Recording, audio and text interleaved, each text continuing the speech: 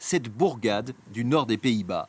Mais la nuit venue, ce hibou grand-duc se métamorphose.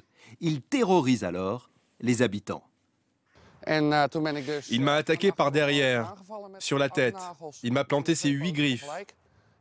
J'ai eu l'impression qu'une brique avec des couteaux me tombait sur le crâne. Et je peux vous dire que ça fait très très mal.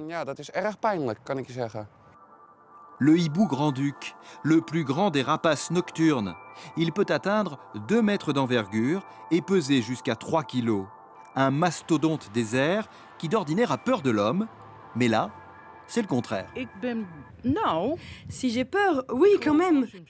Ça doit être impressionnant quand il arrive sur vous. Alors ici, on s'est organisé. Partout dans les rues, des affichettes préviennent qu'il y a un « ou-ou », comme on dit en néerlandais. Un logo spécial a même été créé et la municipalité recommande de ne jamais marcher sans son parapluie. Moi, je trouve que c'est un très bel oiseau. Il est fascinant. D'où vient donc ce mystérieux hibou? S'agit-il d'un oiseau qui s'est échappé? Personne ne le sait. Il devrait être capturé dans les prochaines semaines. Faire du sport, c'est souvent une des bonnes résolutions du début de l'année, mais ça n'est pas toujours facile quand on vit en zone rurale.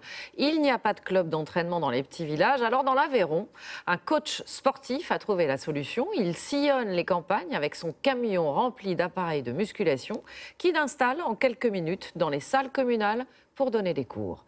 Reportage Benjamin Boss, Antoine Morel.